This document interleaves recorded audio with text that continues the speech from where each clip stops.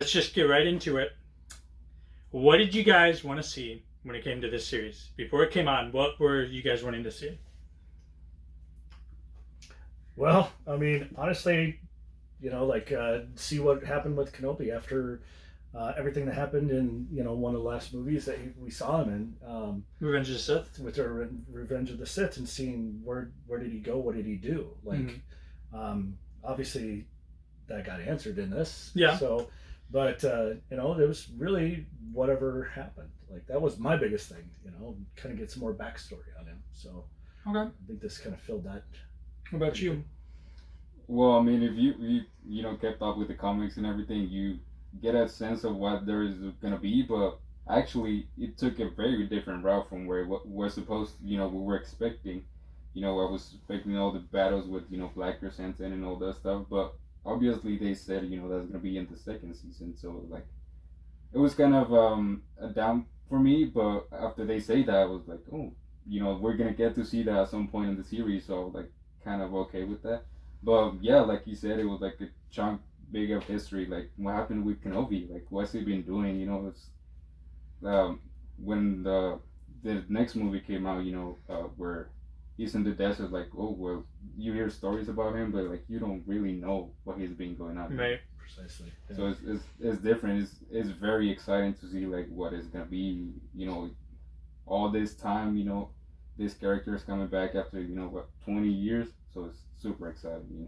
So would you say you kind of went into it hoping to see what you had read in the comics? Yeah. You were hoping to see that. That was my expectation of it. Yeah. And then, so for you, since you're more of the older original trilogy, Right. how does it? Is there anything that like maybe you would like imagine or like anything you can remember back then what you would have thought of? Thank you for the back then. Sorry. You No, know what I mean? No, I just from that perspective. well, because what we were introduced to was old Obi-Wan Kenobi. Mhm. So for the newer movies that came out, you get to meet him as a young person. Mhm. But I really didn't have much expectations other than what happened after Revenge of the Sith between that point to the time that he meets Luke, and now he's old. Right. What happened? And I didn't read any of the comics, and I didn't do any of the cartoon stuff. So for me, it's hard for me to say I have no expectations really, other than I really wanted to see what was in between. And I think it fit for me. Like I know some people were, but I mean, it worked. Okay. So I would say for me, I needed Anakin. I needed Anakin in this. I was really hoping for Padme. Because just how key and instrumental, if you're going to have Anakin, I just really felt like there needed to be Padme. I didn't expect anything with Leia at all. I'll be honest, I didn't expect Leia at all. Right. I thought this was going to be more like centered on Luke, if anything. But I was really hoping for just a couple references to Padme. Like I've seen all this artwork of just Vader tormented, and then like thinking of Padme, and then I think in the comics, isn't he haunted by like Padme's ghost? Yeah, he's like all he dreams about is dragging Kenobi into the fire on Mustafar and burning him to death, just like he left him. Once Revenge of the Sith happened. I mean, like you said, I was not hoping for Leia at all. Like I didn't think she was gonna be in the series. I was like trying to focus, on a couple of adventures, in the desert, in Tatooine, maybe even saving Luke once in a while. But I did not expect it to go this route at all. I honestly, I thought it was just going to be like the Obi-Wan adventures, and it just, for some reason, he was going to leave Tatooine, maybe go save another Jedi or something. That was my original thought. That's where I thought this series was going to go. I didn't think there was going to be any Leia. I thought Luke might just kind of be there in the background. Right. I thought this was just going to be about Obi-Wan going to like rescue another Jedi.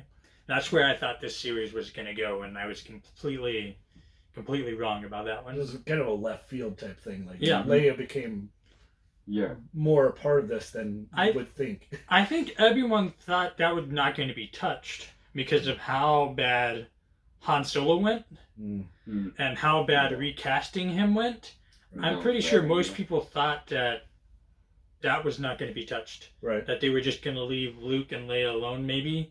And it's better for Disney not to go there. And they proved us. They obviously had a different idea. Yeah. Yeah. They went there. Yeah. I mean, for they're so young so that it's easier, you know, it's easier to portray them as young kids, because if you're trying to put them like in an age where you can really see the difference, like they did with Han Solo, it's gonna be very hard. You know, it's gonna be very, very hard to, you know, get fans excited about everything. And it's not just that recasting, like the story of Han Solo was bad. Like it should have just been left alone. Honestly, like it was super bad. I think it's harder for fans to see someone like Han Solo be recast and redone versus since Leia and Luke would have been so young, it's a lot easier to recast like that. Right. It's like, oh, well, they were kids. They weren't freaking Carrie Fisher and Mark Hamill. They would have looked different. So it's easier for us to accept that versus Alden Ehrenreich as Harrison Ford. Right. And even the little young girl, she did a very good job of portraying Leia. Like, all you see is Leia there. I mean, as a young kid, but you still see her there, you know? Like, they did a really, really good job of portraying her, you know, painting the picture of what she would be as young, you know, turning out to be this great leader she turned out to be, you know? I agree. Yeah. I think her portrayal was pretty well. I kind of felt Luke was a little lost. I mean, I feel like we didn't get to, like, they were so in depth with Leia. I feel like a little bit got taken away from Luke. Like, you just saw glimpses. Yeah. And it would have been nice to see a little bit more. And I mean, it was not bad because, like, I see it's just a farm boy, you know? Like, and even that, the original trilogy was just all about Luke. Yeah. So it's kind of nice to see, like, you know, Leia get her spot in the limelight. Well, and that was true of that is because we've already had a lot of Luke. It's like, and of course, Kenobi, I think, is the one that says, yeah, it was good that he's just being a boy. Like, we don't need to have him kind of get too involved in this right now. But with Leia, it gives you a more backstory of her as a little girl. And she's a lot more involved than Luke was at that point. Since the beginning, you know, you see her back in Rebels, you know, you see her there. Right. Missions. You know? And I think they did a good job touching on that towards the very last episode. And she's talking about, you know, the Senate and being diplomatic. She's setting up her future. I say it's going to be. Yeah. And I'm glad that they didn't put too much stuff or emphasis on, like, the Force with her. It was just her. And I mean, they kind of hinted towards it, but it wasn't really, it wasn't all about that. It wasn't like an actual, like, physical ability. It was more mental and intuitive. Yeah, exactly. But she wasn't, it wasn't involved enough to it was still her as a girl. And then you get into the point where she's going to talk about being, you know, in the Senate making changes, you know. So that was good because we needed that backstory for her. You know, did it need to be a lot of the story? I don't know. I don't know. I do feel like it kind of dragged on it with her a little bit. I kind of wish that they would have just, like, got her and then took her home in, like, 2-3 episodes. I felt like having her continue on through everything kind of dragged on. But I mean, I guess that would have been the only reason he would have gone to the Inquisitorium. Yeah. And that part of the storyline would have continued is because you would have to continue saving her again and again. Yeah, I mean, the whole reason he got out of Tatooine just to save Leia, because he was, like, so focused on just Luke and Luke and Luke. I mean, you know, like Owen said, you know, like, you gotta let him be a boy, you know, because he just wanted to train him as soon as, you know, he was an age, and that was not good because he was not mentally there, you know, he was not there at all. Like, he was just this broken man. Just come out of like so traumatic experience. Like, it was just better left like that. You know? Yeah, I think if we think about it, if Ben would have started training Luke, and this whole Leia thing never happened, I think it would have been Luke would have gotten a very messed up and very unsuccessful Jedi training. Well, and then with that is, do you think if Ben hadn't gone through all of this?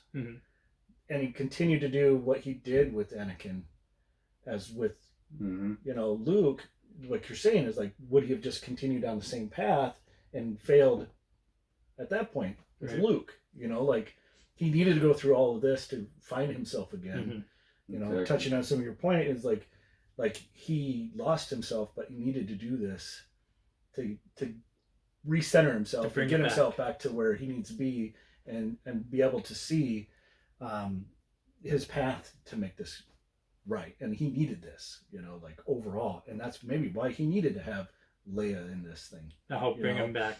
Yeah. Okay, so let's get into this. Let's get into Kenobi being completely just disconnected from the Force. He seemed to have no connection whatsoever. Mm-hmm. He's hidden himself away. He's within shot of Luke, so if anything kind of happens, he can be there if necessary. But really, he's just kind of living his life, doing his own thing. Like, we don't really see him. He's not really checking up on Luke like every day. It just seems like maybe just like a really like every like once in a blue moon, right? He might go by and check on him. But he's just kind of doing the same repetitive thing that most of us do. Go to work and then go home to our cave full of Jawas. Yeah, stealing your own parts, right? Selling them back to you. Didn't even clean them. Didn't even clean them. Could at least clean them. Yeah. Cost extra. I mean, if you look at where he is as a man and mentally, you know, it kind of makes sense that he disconnected himself from the Force, you know, because it was not him. You know, it was just totally broken. You know, it was totally undone. Like he felt Anakin, like he felt the Jedi. You know, he felt so. It was like so much loss. You know, even a little bit back, he lost the love of his life, and then right after that, he lost his brother. He lost everything that he cared about. So it makes sense that he, you know, disconnected himself from the Force, not just to hide himself and to keep Luke protected, but he fell so down in the lows. You know, it was just there. And so just to go off of that, because I don't know, have you seen much of Clone Wars? Not much. Okay, so what he refers to by losing the love of his life is Duchess Satine, is the ruler of Mandalore in the Clone Wars, and Darth Maul kills her. So that's what he means by that. So within the storyline, this whole thing happens like maybe a year or two, maybe. It is with him because Darth Maul keeps being the ruler of Mandalore. You know, even when Darth Sidious takes him, but it happens within like weeks. So yeah, maybe a couple months or even a year or so. So maybe about a year. So going up with Clone Wars canon. Okay. The woman who he was in love with but wasn't able to be with because he's a Jedi, she had just died, and then now the events of Revenge of the Sith and Anakin turning, Padme dying, and all the Jedi dying. Basically, his religion, his family, which he was already taken away from first, given this new family was to Jedi, and now that family's been taken away.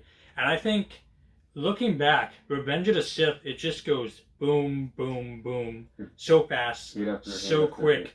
He doesn't have time to sit and digest and deal with this. Now, by the time Padme's dead and he has the kids Alderaan and Tatooine, now he has the time to just sit there and all of this is going to hit him. And I think this is where it just warps him. And it just starts turning and just changing him from Obi-Wan and Revenge of the Sith to the Obi-Wan we see. He was not himself because he let all this injustice happen because, you know, he was not himself, you know? It was... Well... He completely let it pass by, you know? It's part he was not himself and part he didn't want to jeopardize anything that could put Luke in jeopardy. Because he felt like he was the only one who could protect Luke. So anything helping someone else, essentially they didn't matter. Only Luke mattered. And you see like a huge shift from the Jedi perspective in that. Well, that's kind of where I was going with. Is like he gave himself a self-exile to with all those things that had happened in his life. Obviously, the other one that I didn't know about, but it just makes sense. Is like all of this burden just happened all at once.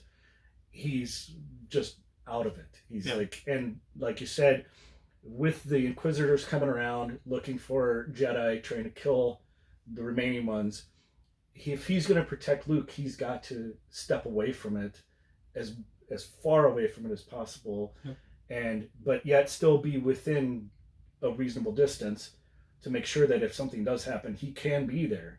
But even then, at this beginning part of this, he's not even there that he could do something. Right. And I don't know what he would have been able to do if something did actually happen right then and there. And he wasn't connected to the Force to do anything. Right. So if something happened, you wouldn't have gotten that That's- intuition. yeah, He and just that's- would have been like, oh, shoot, the Tuskens raided and killed everyone. Ah, darn. Right. Yeah, he only went back and, you know, in the second episode where Leia was falling to her death. That's whenever he tried to reach out to the Force, you know, because you know her life was in danger. Right. And that's the only, you know, what started the process of coming back to the Force. You know, you know, reconnecting with it. He needed that though. Yeah. And the kind of touching end is like, if that wasn't for that, how would he have been able to get back to his connection with the Force if he had to save Luke?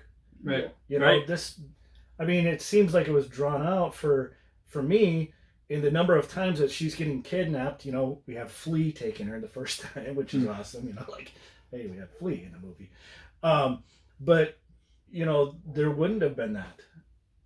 And so I don't know if he could have, in an instant, been able to protect Luke in a serious problem, you know? Yeah.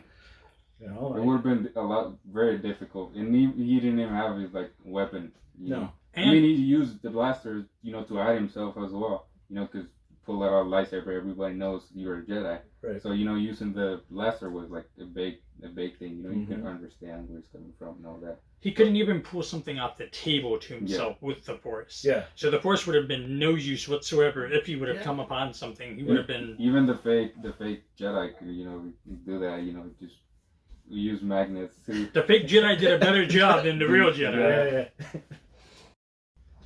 Okay, so... as we said, we see Obi-Wan, definitely a changed man. And then now we got this Jedi refugee that comes to him seeking help. Right. And just real quick, what did you guys think of the fact of seeing another Jedi and seeing that interaction specifically? Like seeing how he's like, you were once a great Jedi. What happened to you? Right. I felt like that was just kind of a heavy moment. Yeah, it like definitely hit him in the face, but you know, everything that happened, you can understand why he's where he's at. Yeah. Because like if you're going through all that and then you just be the same person you were, that there's something definitely not right about you. So if you can't take that, you can't understand why he's been through all that and then just completely be a different man. It's hard, you know. And I mean, I think the different part is Obi-Wan knows why everything that happened, where this Jedi, he's just surviving. Right. For him, that's all he's focused on, is just surviving. That's all he knows. All there is, you know, he was a little kid and then the clone troopers turned on us and they tried to kill us and I survived. You know, he doesn't know like why they turned on them, why they did what they did, what all these changes, you know, it was hard for him. Right. And I think he had to kind of bring that as more of a talking point, that you getting that Jedi to go to acknowledge what we just said is like, you're bringing it to Kenobi, like, what happened? Why aren't you why aren't you doing more? And he's, you know, trying to explain to him like, you can't, like, you're going to get caught and or die, because if you try to be a Jedi, this is what's going to happen, which he already found out in the bar, that get someone else hurt too. You know, because now we have these Inquisitors coming after him, and now, you know. So, real quick, what did you guys think of the he gets back to town and he sees that Jedi he was talking to dead? I was surprised because I wasn't really sure. I didn't see any marks. I didn't see any saber marks on the body. Right. I tried looking close and I didn't see any saber marks, so I didn't know if they just like tortured him incessantly, if they choked him out. I thought maybe he actually took himself out. No, because he was trapped up, but I thought maybe he might have actually committed suicide, possibly. But no, it was the Inquisitors, right? What I heard, you know, I was watching this video on their review, and they said, and you know, I read about it too. They said the town, you know, the town people actually got him. You know, that's what they captured him. And they hung up themselves. You know, they killed him themselves. Yeah, because that was right after Kenobi had told him, bury this, your saber. You bury the Jedi, and just go back and live your life. Mhm. And they knew that he was a Jedi, so that was my thought. Is like the town took him, Townspeople got him? and to get rid of the Inquisitors, that's what they to did. leave him alone, they hung him up to go. We got him. Yeah, exactly. Leave us alone. We're done. That's what I got out of it. They were scared. Okay. You know, they were killing them. Like, if you don't turn on the Jedi, we're gonna kill Well, everybody. yeah, Reva cuts off that one lady's hand. Exactly. Yeah. Mm-hmm. And- That's why they did it. You know, so why would they not want to, as a mob, take Mhm. over and get rid of the problem? Okay. See, I did not get that at all. Yeah. I just thought this is a really weird way for the Inquisitors to kill him. It didn't look like he took himself out. Yeah. So yeah, I did not have that. That is Mhm. wow. That's Yeah. when I Honestly, saw mind that, blown I was right like, there. oh my gosh, here we go, because it's that mob mentality. mob mentality, and they're fearful of their lives, and the best way to stop it was for them to get rid of the witch, Yeah. and Exactly. now it's done. Take matters into their own and hands. and you have Kenobi in the background going, what just happened here? And I think he realizes this. Yeah, he knows what just happened. What is going you down. know, like, I'm not gonna lie, I kind of wish we would have saw that.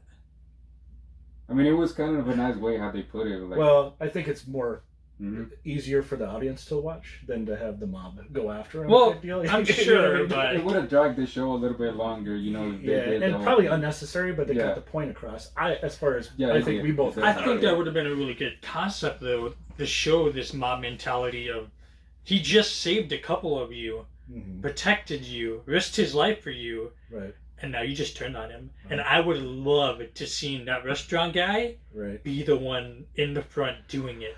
That would have been a crazy That's, scene. You know, that would have been tough. Like, Yeah. he was protecting that guy all this time, but was he so scared that he would just do this Mhm. with others just to protect their well-being? Right. Give up a Jedi for the sake of just living peacefully without, The Inquisitors every day. Yeah, you know, like, it's understandable. that's tough. And I You mean, know? we also could have seen, they could have maybe discussed that maybe this has happened before. Maybe there were Jedis before, Mhm. and so they've already lived through Inquisitors coming through, terrorizing them until the Jedi was found. Right. So that's why they just got rid of the Jedi themselves. It's a possibility. Yeah, Definitely. Yeah. that's a big one. Dang, that's crazy. I did not think about that at all. All right. Yeah. All right. Well, there's that. Yeah, because at this point, like the Empire has painted the Jedi to be the traitors, you know. Right. Like, Mhm. so they think they're the villains. They think that everything that's happened is because of them. So they don't have a nice picture about the Jedi's unless like what they've heard. And I Stories. mean, a part of me struggles with that, how quickly the Empire turns the Jedi to the bad guys. But also at the same time, you also see these poor people in the galaxy who don't have anything in this fight between the Republic versus the Separatists. Right. The majority of people don't really have anything in it, but they know the Jedis are the leaders, they're the generals, Mhm. and they're the ones spearheading this fight. So for them, they probably already have this kind of concept, they're warmongers, Mhm. and Yeah. they're violent. And so I'm sure the Empire was able to play off of that Yeah. to help turn them to bad They guys. did the Empire But- did a really good job of doing that. You know, I- Palpatine did everything he had, and it was a nice executed job because it was like, we're gonna put the Jedi, these peacekeepers, we're gonna put them into war, we're gonna put them in front of armies directing them, and then they had to make tough choices all the time. So, you know, people were having already this misconceptions of the Jedi. You know, Mhm. they said they were peacekeepers, but now they're soldiers. Right. So even after that, it was easier for the Empire to turn. And the I think Jedi. that if you look on historically, like some political or some group like that can be powerful enough to tell people, Right. Yeah. and people that may be naive enough not to know Right. that And they how just would they assume- know? They would assume that they're being told the right thing, that they would follow that and Mhm. go, well, these Jedi are horrible people. We need to get rid of them. Well, they just had this person come in, cut off the one lady's arm because Jedi's hiding out here. Mhm. We don't want that kind of trouble. Let's get rid of that Jedi. Yeah. Yeah. You know? I think something that doesn't get talked enough about is how the Empire did such a great job with propaganda. Oh, But really? even before the Empire, the Republic was putting out propaganda, and the Separatists were putting out propaganda in the Clone Wars, talking about the Jedi's achieved this victory at this place, and the Separatists were saying, this horrible Jedi leader massacred our people here. Yeah. Right. And so I feel like a lot of fans, if you don't dive in deep into that with the comics, with the TV series, you don't realize how much propaganda was done between those time periods, Right. and how much the Jedis were broadcast to everyone. Mm-hmm. You turn on the Holonet, I believe it's called, Yeah. and you see a news report about a Jedi somewhere, Mm-hmm. good or bad, and so it's interesting how they were on a pedestal that then got turned against them very quickly and very easily, Yeah. I mean, and how the crowds turned. it was war. Like if you look at it in World War II, they were putting out propagandas of everything. Like for Yep. women to jump into it, for men to jump into it. Like that's what war is. That's how they bring people for their cause. Propaganda. That's Each side do thinks they're everything. right. Yeah. Like on the most basic level, each one thinks they're doing the right thing. Yeah. And whether it is good or not, that's part of the whole process. Like you wouldn't have two different sides if it wasn't that If there's such a everyone big agreed, yeah. belief, and the dark side has cookies. So we go there. Dang Yes. it. Instead of Papa Elf in a tree, it's Darth Vader in the Inquisitorium. Mhm. Maybe that's where the Inquisitors were so salty. They spend all their time baking cookies. Yeah, that's probably it. They got none of them too. And they couldn't have any. So Yeah, definitely. that's a tough job. Okay, so All right. Inquisitors. Oh yes. So we're introduced to a new character, Riva, also known as Third Sister. Yes. Third Sister. And then we see the fifth brother again, because fifth brother was in Rebels for a little bit. And then there was the other Inquisitor that was a Twi'lek. The fourth sister. She was fourth sister? Yeah. Okay, I didn't remember her name. I mean, it was the first time it was introduced, I believe, but she was in live action. I think she was in the comics somewhere. Yeah. Okay. Yeah, she was definitely in there, and I was expecting the second sister, but I know that happened about 5 years before. Is that a Fallen Jedi? Yeah, the Or Jedi Fallen Order. Yeah. Okay. That happened 5 years prior, so that's why I didn't get to see her. I was kind of expecting her, but then I did some research and I found out it was like 5 years. Okay. So the new game actually takes place with Kenobi, so it's gonna be a fun experience to see where it goes from there. All right. So, we'd already seen Fifth Brother before, seeing him in live action.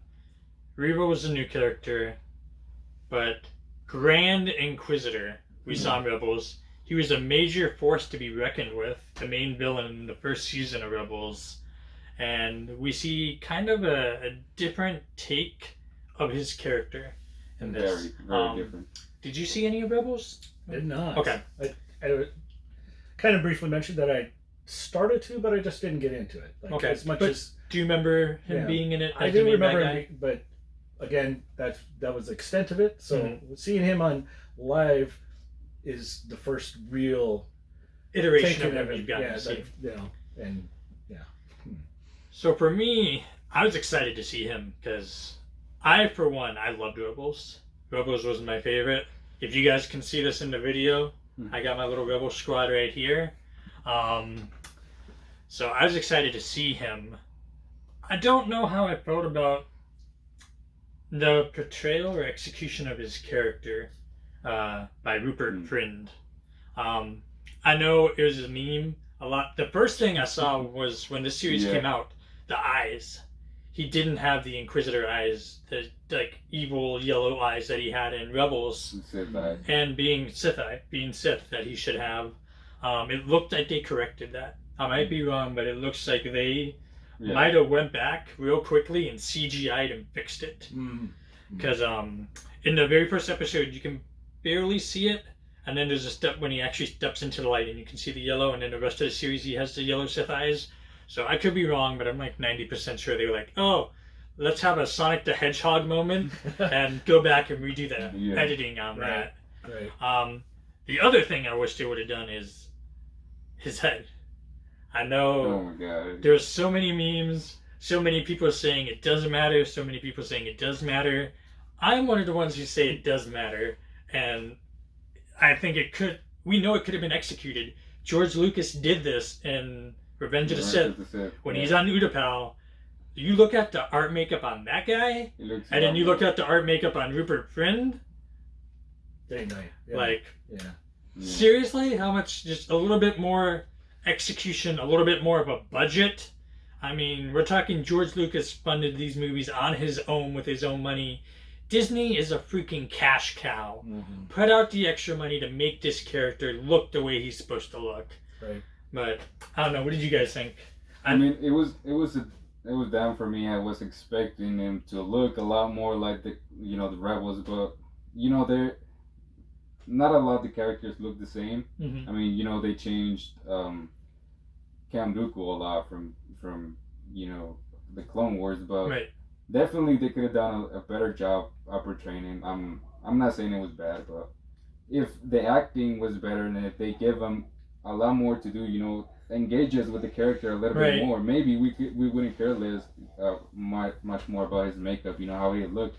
But honestly, I think it was just left there. Like, they didn't do anything with him. I mean, they brought him in for nostalgia or whatever. Right. See, I feel like he was a fan favorite character, kind of, for those who liked Rebels, and then he was just there, and then he was gone, and the poor execution is what fans remember, not him being in it.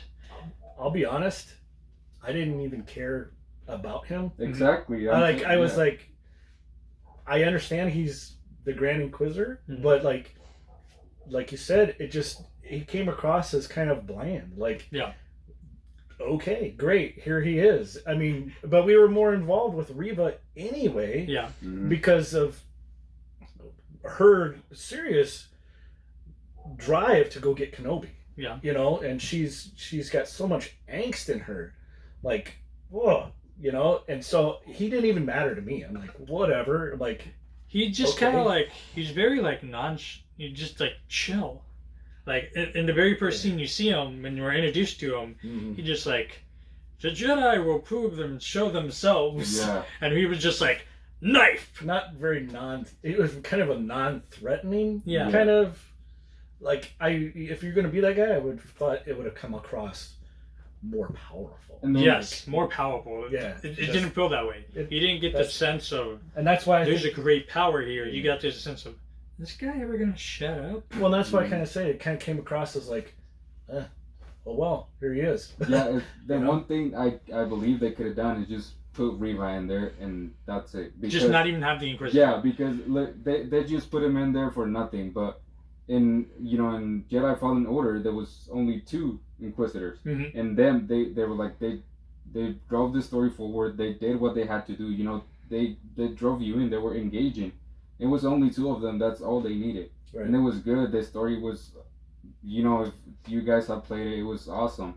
And then at the end, you get to see why the second sister was the way she was, why she did everything she did.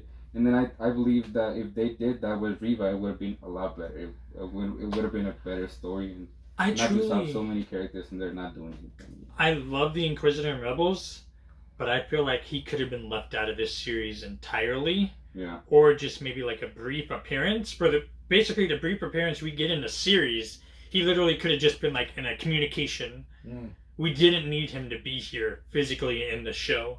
And I think it takes away from Reva. Like, this could have been an email. Yes, this could have been an email. Like, I don't.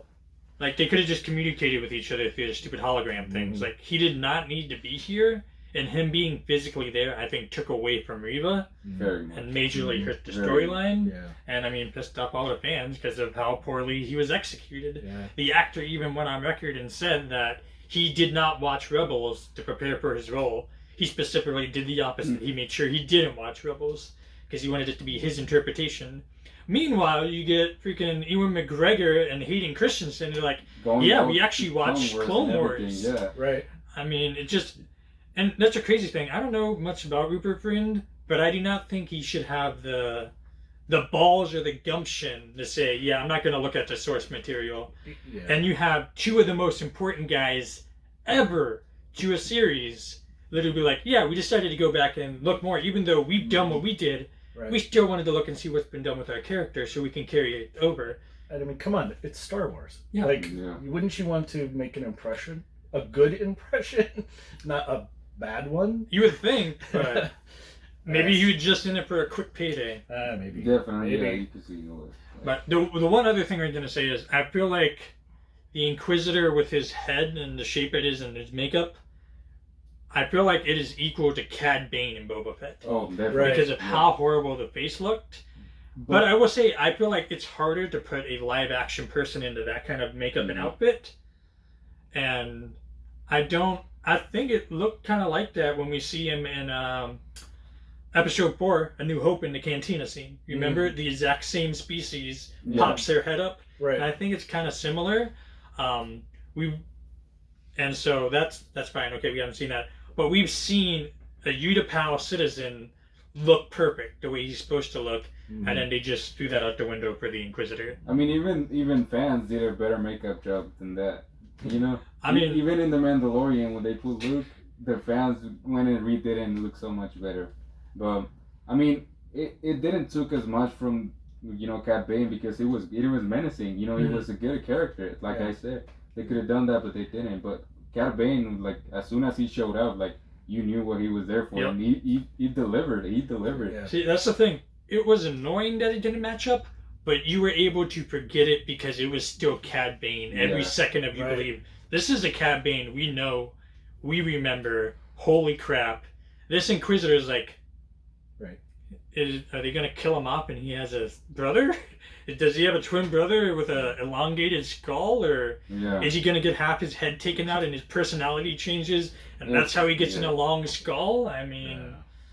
Just poorly executed. And I think that kind of, what you just said about fans doing a better job than the company, I think that spawns a whole nother conversation we could have another time about how I just feel like Disney and the passion in Star Wars is lacking, which is shocking because you hear so many filmmakers, so many artists say how Star Wars was something so key and important part, yet we see it keep failing and being unsuccessful. And being mismanaged by Disney. They just try to squeeze the Skywalker saga as much as they can, and they could have done so much better stories, so something fresh, something new that remind us why Star Wars is Star Wars. But the Skywalker saga has been so successful, they just want to squeeze it as much as they can. Yeah. And I will say, I think in Boba Fett, I kept watching and I was like, okay, not what I was expecting, not what I wanted. In this one, I never did that, I will say. Even though I didn't really want to see Leia, and I was kind of hoping maybe they'd go another direction with the storyline. I didn't sit there at all and go like, man, they could have just completely redid this whole storyline necessarily. It was like, okay, we're just going to keep see what's happening, and I'm fine with it. I had a lot more critiques for Boba Fett than I do this one. So I would say I was able to sit back and just enjoy Star Wars, enjoy the storyline. Even though you can see there are things they are messing up and not doing well and executing well, I will say I think this was a better executed series than Boba Fett right off the bat. Definitely. And I was able to sit and enjoy it and not just sit there and be like, why? Right. Or at least not say why as much as I did in Boba Fett. Again, what we've all kind of agreed on is it wasn't Boba Fett, it was Mandalorian 2. Yes. Like there was a bit of it, but that wasn't his whole purpose for that show. Like this one, like you, I came in going, I don't know what I'm going to expect out of this thing, really, to be honest with it. What I want to see, yes. But as long as you key on that, okay, I'm along for the ride. Let's just see what happens. And luckily it got better, but I wasn't disappointed because I had high expectations on it. Kind of was like, we're gonna see a fill-in for Kenobi, but there wasn't enough there for me to go, oh well, all right. But there was a lot of like disappointment in it, of course. You're disappointed, because again, you have big actors that could possibly have made a better impact on this, and it just fell flat a little bit, so. I don't know what else to go after that, Yeah. Okay, so then going off of actors that fell flat, would you say Reva? So there was a lot of controversy with Reva. A lot of negative backlash for all sorts of different reasons. But just going off of her character alone, how did you feel about Reva? I don't, you know, obviously once we found out what her purpose and why she was in this, I kind of got a little bit like, what? I mean, why is she just so angry all, you know? Right. And then I kind of was disappointed a little bit with the flip, I guess. Yeah, like the transition. Yeah, I don't know how to really pinpoint where I want to feel with her because it was an important part of this whole series. Like she was a big part of this, right? You know, like I just feel that they could have probably, I don't know, just writing. Writing was just not right for her, but she had passion for the role. I mean, it seemed like she tried to put everything into it, but there were some parts of it that just the failure with the character is not on her. As an actress, I think she really went into this, and I actually saw footage today of her actually doing the fighting scenes herself against Vader. She's like, you're watching her practice. She was putting her all into it. And so she was dedicated, she was passionate. I watched another video where she was actually opening up her own action figures they made of her, and she was like delighted and excited about it. And so I think the actress, no one should be talking bad about the actress at all. I think she did her absolute best. Yeah. And I think the same could possibly be said about Alden Ehrenreich. I don't know if you might disagree with me, but I think Alden Ehrenreich did the best he could with what he had. And I think it's the same thing for Reva. She did the best she could with what she had. It was the writing, the storyline, the head people in charge failed her and failed that character. Yeah. Right off the bat, did you guys think she was the youngling in the very first episode? When I saw her, I was like, and then saw the younglings and getting killed, and I kind of like, oh, maybe that's her. See, that was my thing. I immediately thought, she's gonna be one of those younglings. I didn't anticipate all of them dying except her. I thought they were all going to escape, go their separate ways, and somehow she winds up captured or whatever. But I didn't even like go back to check, but I was pretty sure she was one of the younglings. I didn't right off the first episode. Right off the top, I didn't make that connection right away, but then it became kind of evident. Like more as definitely more as it goes in there, and obviously towards the end, it was very evident. They made that point very clear. So, I mean, the only thing that I could say is that she was kind of predictable. You kind of knew what was going to happen. Which Vader says? Where it was going. At the end, where she was going to turn.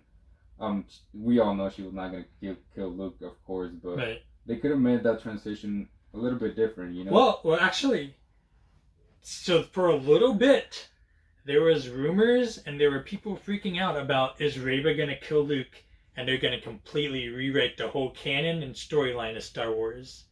This was an actual thing on social media. There would have been a lot of controversy if they would have done that. And so, but it's funny though. We have seen Disney mismanage this property so badly.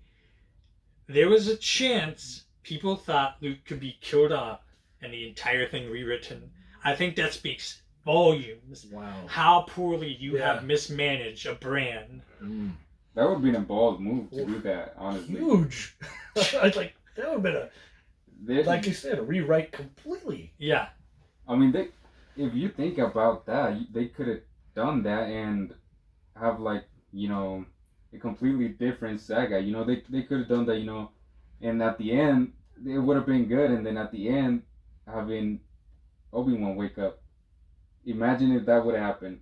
It would have been crazy. Like a dream? Like a dream sequence, like The Walking Dead? I mean, I'm not saying it would have been good, but they could have done that, if they were going to go that route. Yeah. That would have been interesting. I see what you're saying. That would be a good what if. If we ever got a Star Wars what if. And then Kenobi just like, whoa! But if they invested into a complete series, and then to have like a cutscene that he's waking up in bed going, that was all a dream? You might as well do the cutscene in Sopranos. What? Yeah, a good what if, that's what I meant, because for that to be what they done, it would have been so bad. But, I mean, like I said, Disney. Yeah. Yeah, we all know. But that would have been a perfect way to end the Skywalker saga. We're done with the Skywalker saga. literally. Everything would have changed. Yeah. Every single thing. There would be nothing of any of the other stories. Like, It's all done right then. Which, I mean, Disney may actually like him one, but yeah. But thankfully we didn't get that. Luke survives and he goes on to Tasha Station to pick up some power converters. Yep. Yeah, I'll be honest. The whole time I was hearing all this negative stuff about Reva, I liked her. I didn't think she was a great character, but I liked her. I didn't hate her. I felt like there was a lot of hate. There was a lot of arguing and fighting about her, and I was like, I'm intrigued by her. I think she's gonna have a storyline. Like I said, I predicted that she was one of the Padawans, and I predicted that she wanted to either get back at Obi-Wan. I really wish there would have been a flashback of her watching Obi-Wan and Yoda in the temple leaving. That would have helped drive her hatred toward Obi-Wan. Right. It would have been you were here and left us. Like a little bit more, connect them a little bit more. Exactly. I really wish they would have done that. Why? But here's my other question: is like in the scene where she's trying to get herself to kill Luke, but then she's seeing flashbacks of herself there, and also in the fight scene with Darth Vader. Did she actually get stabbed? I don't know. I wonder if because of what's been happening with schools and why they put the warning. Yeah. There's something violent. I wonder if it was edited. Because the Inquisitor, Grand Inquisitor says, what was his line that says he said about being in together? No. That hate, the hate will drive you to overcome everything. So did she actually get hurt? That's what drove her to get to this point, and that's why I was trying to make that connection. Did she really get hurt? I didn't think so, but then when they show that scene and you see her, it looks like she got stabbed. And maybe because she got stabbed the first time, that's why she survived it the second time. If it was in the same area, like in the same Anakin was doing the exact same thing that he did the first time. Yeah, that's why I'm like, is that? I'm pretty sure she got stabbed, and I'm guessing maybe it was edited out that you didn't see it as much because of what's happened with all the school and unfortunate situations. Yeah, which makes sense. But from that's why that brings up that question. We're not sure what actually happened. Right. Because I thought at first she just kind of ducked under one of the bodies and put it on top of her and hid. But that's clearly him thrusting his lightsaber at her. Yeah. So unless someone else just happened to get in front of her, I'm pretty sure because that flashback looks like Anakin literally shoving his lightsaber right through her, and this is a repeat of what happened. Do you not know that this I remember? So that's what I was trying to think. Yeah. That's how that whole thing went down, and why she got to that point. And then when she's sitting there trying to kill Luke, that she's seeing herself and going, I don't want to do this. That's why she has to make that choice. And you also see when Vader is in that town and he just starts killing people left and right. She was kind of okay until he killed the kid. Right. That's when you see her kind of take a a hesitation, I guess. Yeah. And it's interesting. She'll chop off a person's hand in anger, but watching a kid. Well, it's still personal for her because it relates to her and her character. Yeah. I mean, I liked her character. There was some things that needed to be improved, but overall, it wasn't bad. I mean, it wasn't bad enough to garner the hate that she got. Yeah, not at all. Not that much. Yeah, so that was Reva. But then, as we were talking, Anakin. Ooh, Anakin. That was my cue for you to do the breathing. Oh, that was my bad.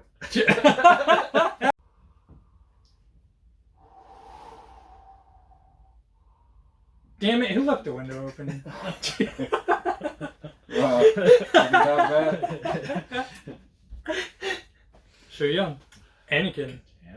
Oof. Big take on Anakin. Well, I like what they did, how they portrayed him. I mean, it was not bad. It was I got the sense of it that it was not Vader who was doing all that. It was Anakin. It was driven.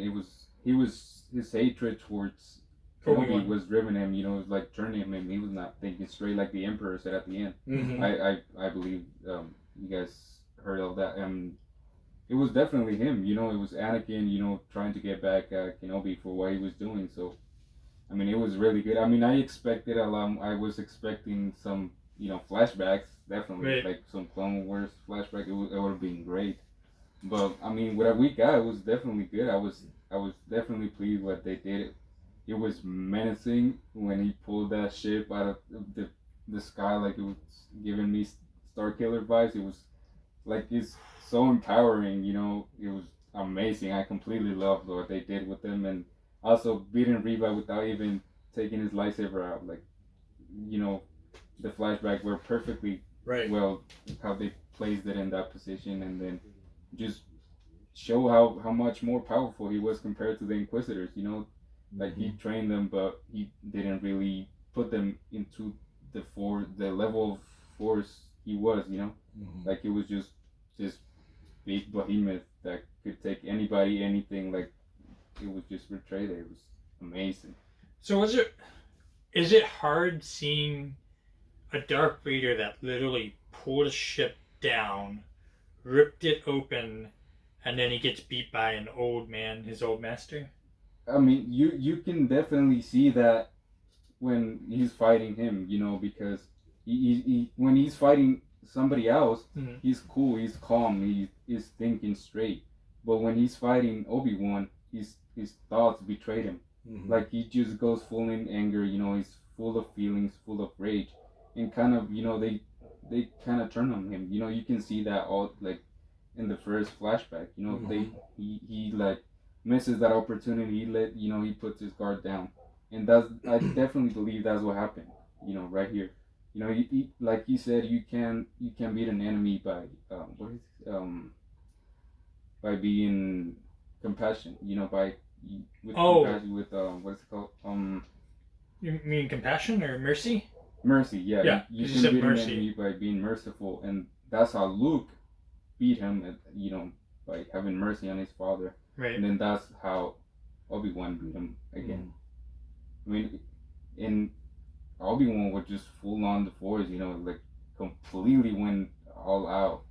But that's what I think, you know, what happened. You know, he like got betrayed by his feelings. He like let him take over. He was not cool like you seen him in other fights against other Jedi. Because if you read the comics and you play the video games, you know he's like a totally menacing force that nobody can recognize. Right. But right here, he's going up against the one, the only one who defeated him. Yeah, so it's definitely. And I agree with that, because I think also what was very powerful about that is when he's fighting Obi-Wan, and Obi-Wan's under all the rocks, and Obi's been really trying to get through his problem with Anakin. Yeah. And in that, he's in the darkness is the time you can see the light. And he finally clears his head and starts seeing things about Leia, Luke, everything else that he's, you know, the Force for the Jedi. He's trying to, like, he finally gets himself clear. And he's in the right mind now. Exactly. But you still have Anakin, Darth Vader, who's just being Anakin right now. He is so mad at Kenobi for failing him and doing this to him that he can't see clearly. Like he was told, he's like, your mind is clouded. You're thinking too much about Kenobi, but not where your direction is supposed to be. Like, you shouldn't even be worried about this. He keeps getting worked up. He got so worked up that he failed again as the practice. This was just number 2, and this time number 3. Well, yeah, but the third time that they fought, but the second, like, you know, practice battle where he literally loses to Obi-Wan, and when Obi-Wan just, you know, basically walks away. And he has to deal with that now that he's bested him, because he thought he was better but he didn't think clear enough about it. And that give us, you know, another thing to go at when they face, you know, in the original movie, you know, when they face right there and the Death Star where he says, you know, you bested me last time that I was just the learning. Last time you were the master, and I was the apprentice. And I was now the I am the master. He was still the apprentice because he was Anakin. He was not Darth Vader. Right. He was Anakin in there. Right. So that's it kind of explains it a little bit better, you know. But yeah. Mm-hmm. Yeah. Definitely. It's definitely interesting seeing how he can't seem to take that lesson. How many times it's given to him. Way back in before Attack of the Clones, which is when they're doing the training session, Mustafar, and then it happens multiple times in this series with the spaceship, and then he does it again at the very end of the series, and he just walks away. Right. Goodbye, Darth. Yeah. Not Anakin. He's finally at peace and done with it. Anakin's dead. My friend is dead. You are just a Darth, a Sith Lord. Well, and because Anakin says, I didn't, you know, you didn't do this to me. I did this to me. I killed Anakin. So now he's like you said, he's got to the point where he accepts it, and this is it. It's goodbye. Yeah. You know. I mean, I thought that scene was awesome. It was. You know. It was great. It was such a good fight. I mean, it was full of. It was sad. Like I just felt sad going through all of that. Like thinking of all that could have been, but didn't, and thinking where they've been, and you know their relationship, and it was like, this is, you know, it's heartbreaking to see that. It's definitely hard, but not just their relationship, but you've seen the relationship now, and you've seen Luke and Leia, and realized that he could have been their father. He could have been the one there this whole time, and how messed up, just gone, and Padme, right, just gone. Right. Everything. I mean, he lost everything. Yeah. All there was to him, and just lost. He threw it all away for that, and it was worth nothing. It was not for himself. It was to save the one he loved, but and he failed. That it overtook him. That greed, you know, it all overtook him. Yep. And then he never gets anything. I don't think he ever truly gains anything after that. He just Padme's dead. The Jedi are gone. I just better keep at it. He just becomes the evil force that he is. Yep. Yeah. You know, as a side, what I saw in that was also like the precursor to Kylo Ren with his fights, and like you're like your grandfather. Oh. Yeah. And I'm like, because he's so hooked on being upset about everything. And just won't get past that. And emotions. The emotions are in his way. I'm like, wow, this is like a precursor to what I just saw with that. That's one thing that happened with me. And that's why Luke said that the Jedi were always best than the Sith, because they were doing that to save others, to be good, and the Sith were just doing it for themselves. It was different. That's why they always bested the Sith, because they were good. They were thinking straight. Their mentality was, I need to save lives, and the Sith is, I gotta take them. I gotta be the best. I gotta all this rage, all this darkness in them. That's why they always. That's why he said the Jedi always bested the Sith. I agree. And you can definitely see that here in other multiple occasions as well.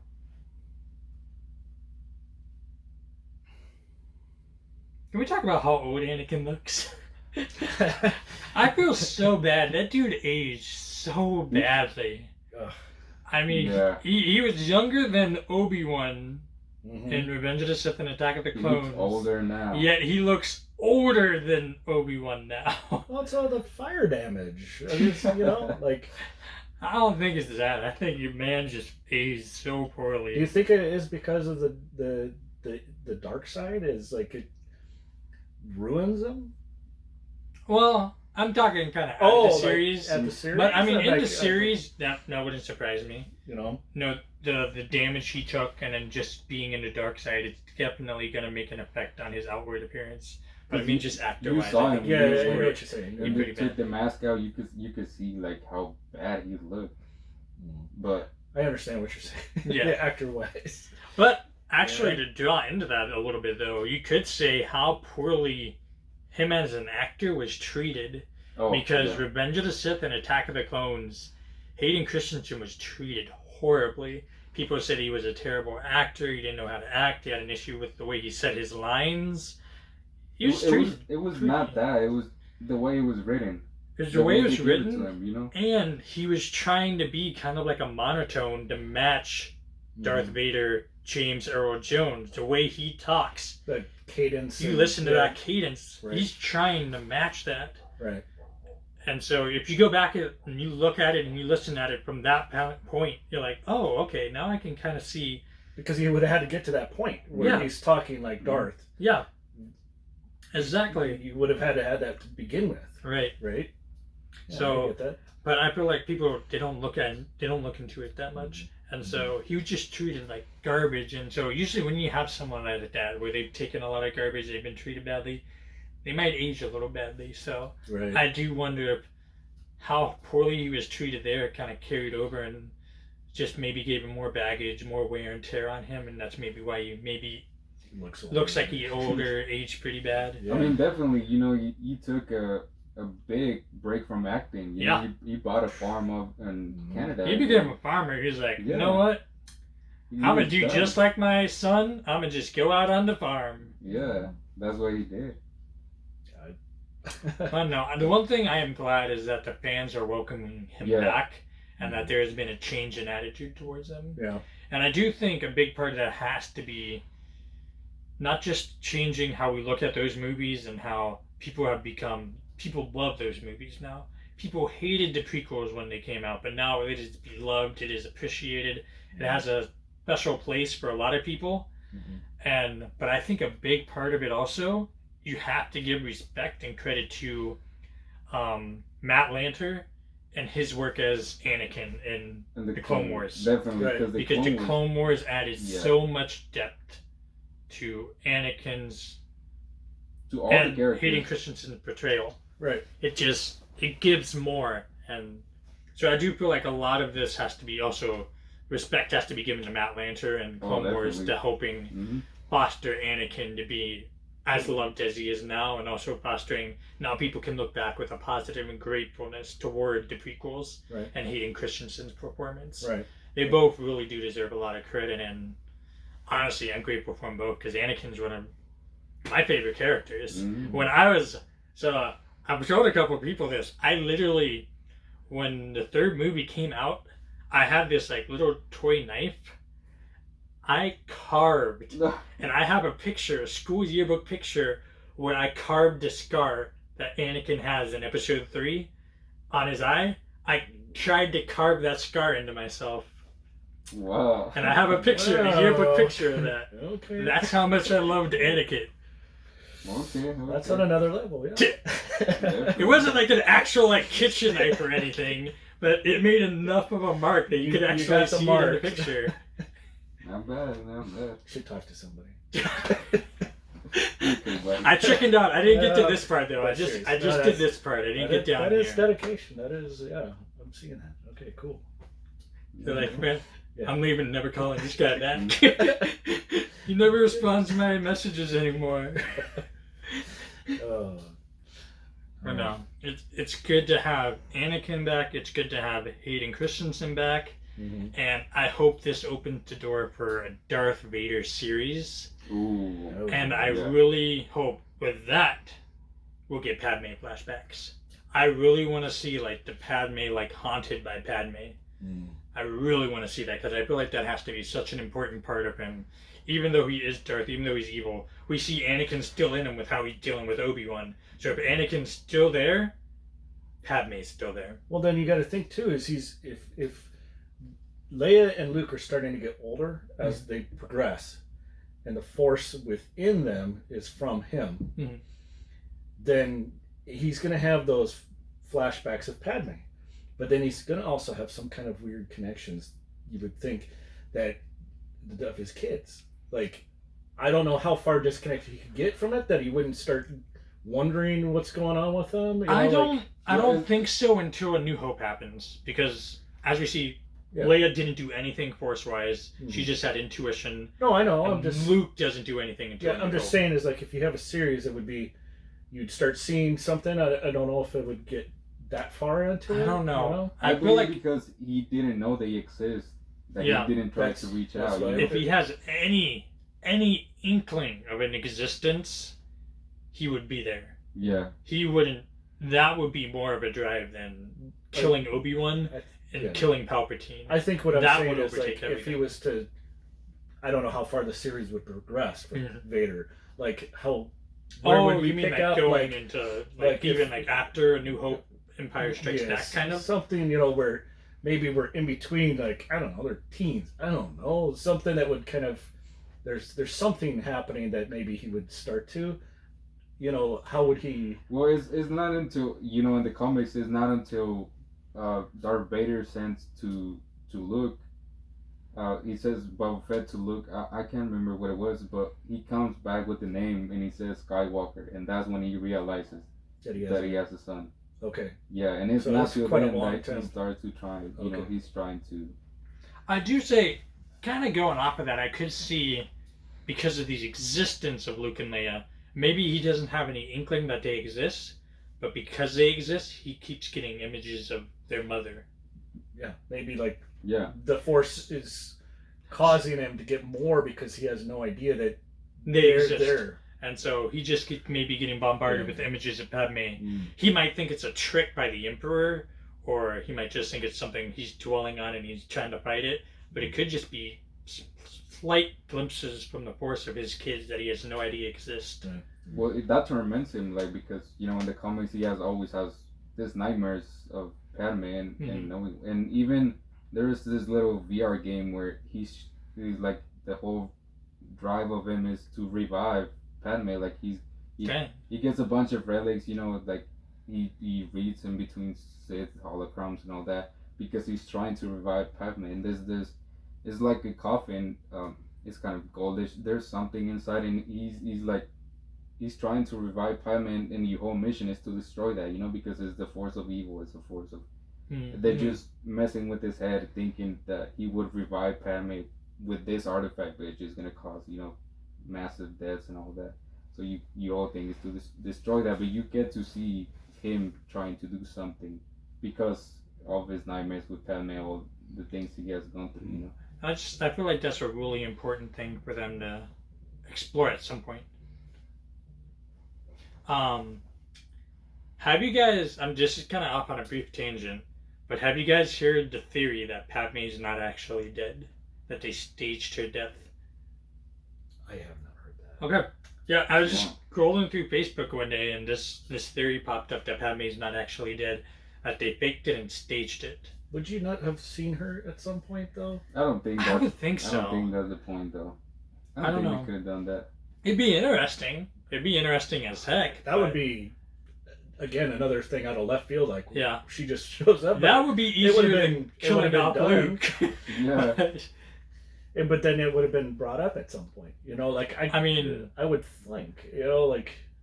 I don't get the whole point of them doing that, though. I don't know. Maybe she takes memory loss into childbirth, but she's separated somehow. Seems kind of... Or maybe she's on a ship. The people who she's with are the only ones who know she's alive. They crash, they all die except her. She has memory loss. Now she's just like on a planet as a farmer or something. Should I be writing this down, this script for Disney? Right? Yo, Dave Filoni, what's up?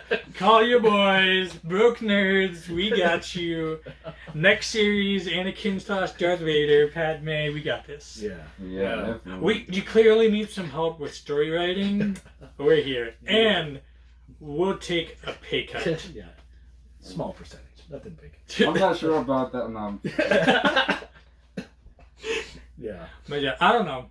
I just thought that was an interesting theory. That one's... Yeah, I've never heard of that. That just came out of left field too. I just scrolled and that popped up and I was like, all right, that's interesting. I've seen a lot of different theories out there that were plausible, but that one just seems like no reason whatsoever that she would be alive somewhere and not be brought up for some stupid reason. I don't know. What about she was pregnant and there was a third child, a xenomorph? Whoa. And that's how we get aliens and Fox in the Star Wars xenomorphs. E.T. E.T. is in there. E.T. is Fox. Oh yeah, E.T.'s in. I mean, he's in there, so you know. We're just gonna get all of the aliens into Star Wars now. Well, might as well. Right? You know, where's Alf? We need Spock. Spock. When we get Star Trek and Star Wars together, that's when it's gonna get. That's real. gonna get. Yeah, that just call it Star. Star. All right. So we've gone through Inquisitors, Kenobi. We talked a little bit about Leia and kind of her portrayal. Yeah. Yeah. Obviously, she's shown Force abilities without using them in like a physical way or manifestation, but just like a connection to people and understanding them and seeing things maybe others wouldn't without that kind of Force connection. Mm-hmm. We don't see anything from Luke. Let's be honest. There's He's just being no a Force boy. thinking from Luke, right? Yeah. He's just being a boy. I did think it was interesting they sent her up there to try and fix the... Remember when the doors Well, are but closed? she decided to do that Well, yeah, but... because she was small and she could fit in there. Yeah, but I just like how they just like... She has the technical ability to do that, I You guess. know, I'm surprised And that then it's everybody in literally- Star it Wars takes knows how her, to fix like, everything. 30 Yeah. minutes to just stare at wires, and then finally she finds the right one. The red one. Yeah. I feel like that took a little bit too long, honestly. For what took place between all the scenes to that moment, a lot of time passed. Those are one of those dislikes things that you're asking about. Is like some of those are like, are they just filling time for the? See, I would have rather Yeah. liked Lola attacking Yeah, her be longer, and maybe Yeah. that's why it took longer. But instead, it was just like, Lola, why? She's just hiding, and then she instantly recognizes that there's a tracker thing Yeah, on her. Yeah, I would have rather her like fought her a little bit, and then she takes off the tracker. At least Yeah. that would have made sense for the time. Instead, it's like she's just sitting in there like braiding the wires. Yeah, it wasn't really. It would have been me like, I have no idea what I'm doing in here. There's all these wires. Yeah. You know. The one issue I had with that whole thing was, why would they have closed the doors when Star Destroyer shoot down and kill everyone? Because Honestly, because Darth well, wants Vader wants Kenobi, them, but so he doesn't care about the lives of those other people, but he wants Kenobi alive. I feel like it would have just been easier to leave the door open with a Star Destroyer right there over the hangar. You're not gonna go anywhere. You can't escape outwards. Then we But would have had that fight They're like, scene. let's just close it. You know, we would have had Kenobi talking to Reva through the door, and then we have to understand her fight and why she's doing all this. I don't know. You know, like I just really kind of that drew that out. could have been a better scene, but I guess they just wanted to show Darth Vader ripping a ship apart. Yeah, I think so. I think that's Which what they wanted. was definitely awesome. It was. He was, That was cool. and then his look of disappointment. Mhm. Obviously, you can't see his face, but you could feel his face was like when the other ship took Yeah. off, and he's like, Yeah, you know? definitely. And maybe he just used up a lot of his energy Right. to just do that, True. and now he can't do it again, and so he's standing in contemplation about what just happened to him. He's And got to wait for his bar of yeah, energy he's got to to refill. Need his energy bar to go back up. Yeah, he's Dang got to it. drink some more mana or something. I don't know. Is it gonna be another 20 drinks in the back to tank? Yep. Yeah, mm. Mm. Hmm. Anything else standing out to you guys? Anything that stood out that you guys want to discuss? Well, there were a lot of Easter eggs if you like really paid attention. The one I really liked was the one with Quinlan Voss. Oh yeah, Where mentioning he was, Master like, Quinlan. readings on the walls. I really like that. It's like kind of hinting toward the character. Did you know who that was? No, Okay, he's. but I obviously saw it, and he's like, you know, interested Like in a the fact connection. that there was this connection there, but I'd have to go back through and find out what it was about. He was from Clone Wars, and then he's also in the comics. He's just another Jedi character. Yeah, that's another great story they could pursue as well. You know? Right, true. Because he forms a relationship with Asajj Ventress, and then... True, but didn't... I believe the book they were in, wouldn't it have been tossed out then? Because I thought the events that took place, Quinlan Voss wouldn't be able to be there. Well, yeah. I haven't read it yet, but I've heard that it wouldn't have worked. It would have been thrown out. It's an interesting story, though. Like, it's really good. Hey, they could bring Asajj Ventress into it. I got no problem with that. No, me neither. I really liked her character. A cool Easter egg I liked, the Amber, the Jurassic Park Amber. Oh, yeah. And then all the Jedi's inside, and then one of the Jedi's was from the Clone Wars. The very first Jedi you see, it's like the old guy, the old alien guy. He was from the Clone Wars.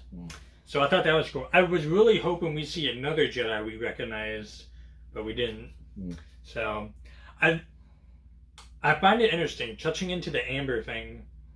Do you think they're dead, or do you think they're alive? Kenobi says it's a tomb, right? But why are they in amber if it's a tomb? Like, you think Jurassic Park, they're they used suspended amber animation, right? Like they're not dead; they're just suspended. I think they did that because at the time they were trying to do clones with sensitive force, sensitive to the force. And like Grogu's blood. Yeah, like they did to Grogu and like they did to Starkiller in the games.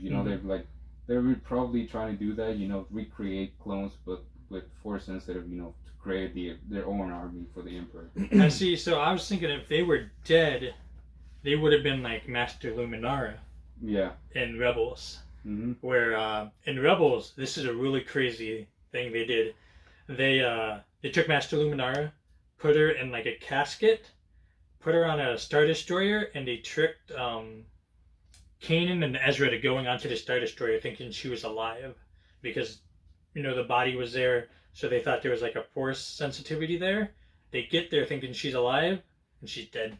Just her dead body in a casket as a trap for them. He uses that to lure Jedi. Such a crazy scene. Super good. But obviously, if they were dead, they'd keep them in that kind of casket. Right. So the fact that, like you just said, they're in that like amber, it's got to be some kind of suspended animation. And I think, like you said, it's for cloning, or like what they did with Grogu. Yeah.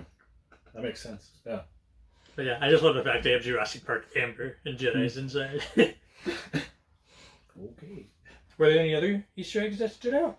I liked the T-14 that he gives to Luke. See that? And also, if you kind of like really zoom in on all the lightsabers that were left there in the Inquisitorium, or no, and when they were I forgot what this planet is called. It was in the 5th episode when Obi-Wan was going through the readings on the walls, and then he saw this crate with with a bunch of lightsabers. On Jabin, if you really zoom into it, you can kind of see Star Killers. It doesn't show the exposed version of it, but it really hints towards it. Okay. So maybe they're trying to hint, to bring him in, but that'd be interesting. I'm sure. I'm sure the actor would be down. Oh yeah. It would have been amazing because the fans love him. It's great storyline. Did you notice the lightsabers in the Inquisitorium? Yeah. Yeah, I thought that was cool. Too. The whole walls just lined with lightsabers. Right. It was like their trophy room, True, which means they took out a lot of Jedi. General Grievous would have loved it there. Oh. He was just like, ooh.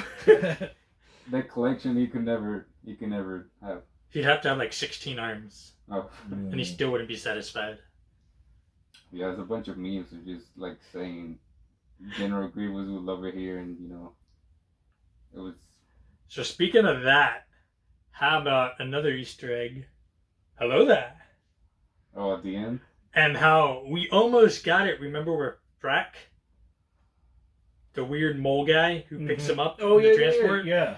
He goes, hello, but he doesn't say there. And so literally that whole week everyone was posting memes about you were on the edge of greatness. Yeah.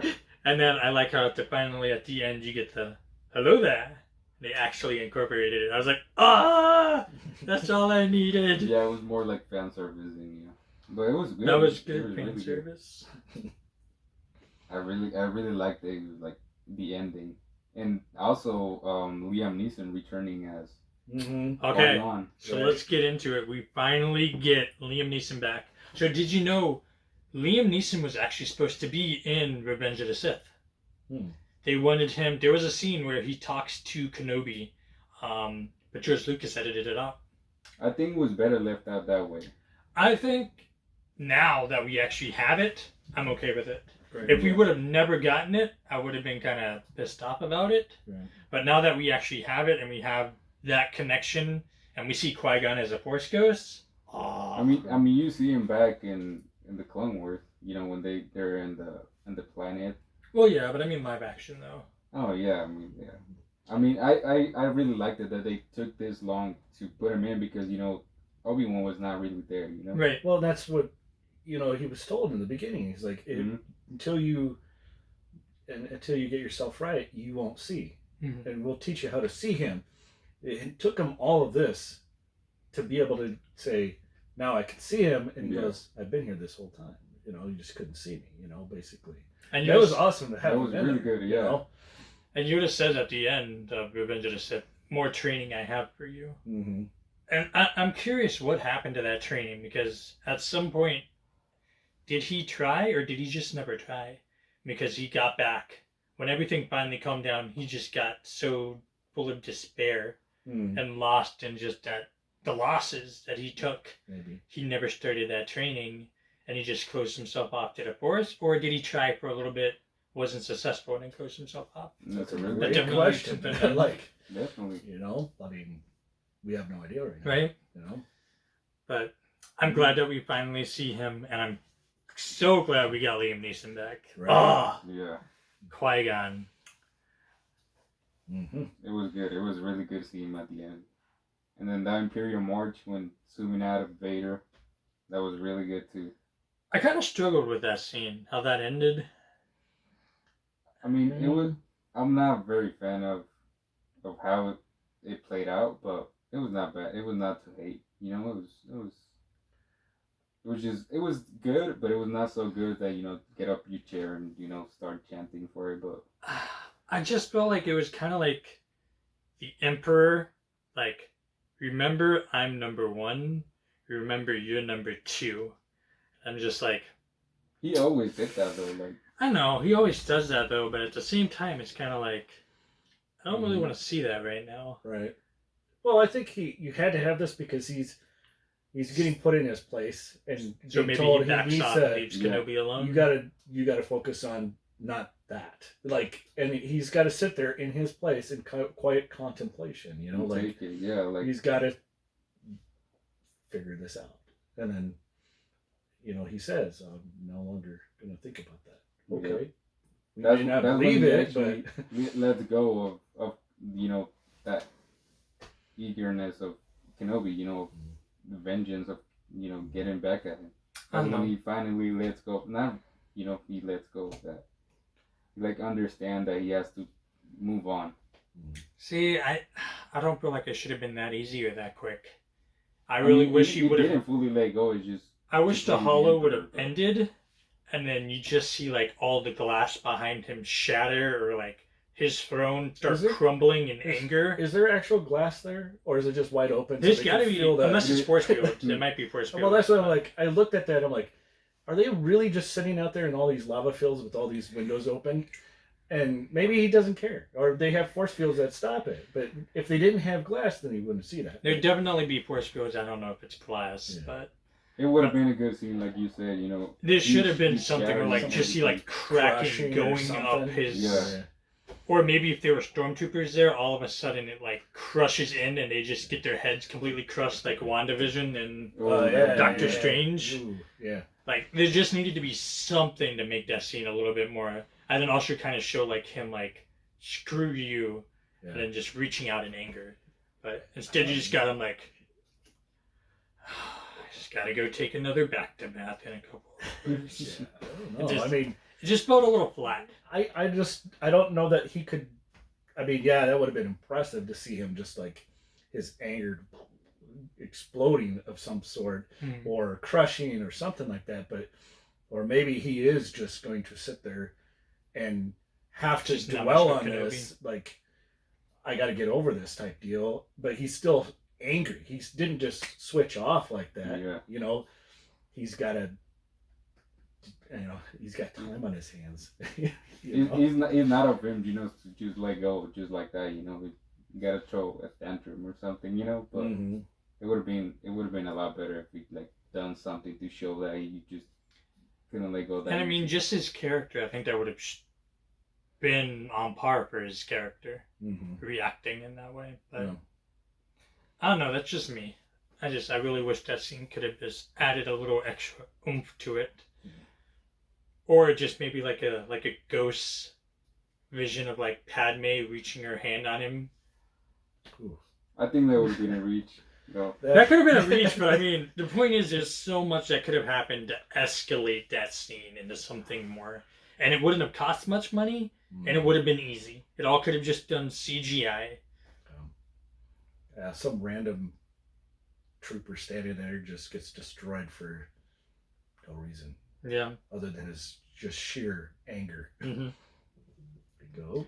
But then again, maybe that's why there's no troopers in there, because they've been in there when he gets angry. This is my quiet place.